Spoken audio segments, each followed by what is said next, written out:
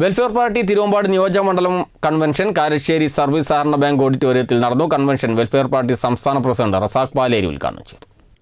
ശ്രീ എമ്മിൻ്റെ കാർമ്മികത്വത്തിൽ ഒന്നാം പിണറായി സർക്കാരിൻ്റെ കാലത്ത് തുടങ്ങിയ ഡീൽ തുടർഭരണത്തിലേക്കും BJP വിജയത്തിലേക്കും എത്തിക്കാനുള്ള ശ്രമം സമ്പൂർണ്ണമായി പരാജയപ്പെടുത്താൻ UDFനെ വിജയിപ്പിക്കണമെന്ന് ആഹ്വാനം ചെയ്താണ് വെൽഫെയർ പാർട്ടി തിരുവമ്പാട് നിയോജകമണ്ഡലം കൺവെൻഷൻ കാരശ്ശേരി സർവീസ് സഹകരണ ബാങ്ക് ഓഡിറ്റോറിയത്തിൽ നടന്നത്.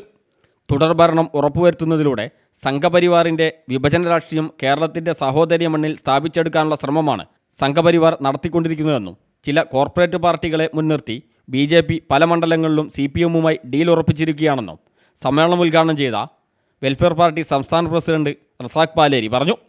കഴിഞ്ഞ 10 വർഷമായി ഭരണസൗകര്യത്തിൻ്റെ അഹങ്കാരത്തിൽ ഇടത് മതനിരപേക്ഷ നിലപാടുകളിൽ നിന്ന് വ്യതിചലിച്ച് സംഘപരിവാർ നരേഷനുകൾ ഏറ്റെടുത്ത CPMനെ തിരുത്താനും പാഠം പഠിപ്പിക്കാനുമാണ് ഈ നിയമസഭാ തെരഞ്ഞെടുപ്പിൻ്റെ ലക്ഷ്യമെന്നും ബംഗാളും ത്രിപുരയും മുന്നിൽ വച്ച് ഇടതുപക്ഷ സുഹൃത്തുക്കൾ നിലപാടെടുക്കണമെന്നും അദ്ദേഹം പറഞ്ഞു.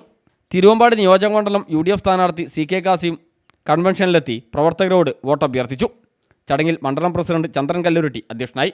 ജില്ലാ സെക്രട്ടറി നൂഹ് ചേളന്നൂർ, മണ്ഡലം secretary Shamsuddin PK, treasurer Liyakath Ali തുടങ്ങിയവർ സംസാരിച്ചു. News bureau, Mukkam.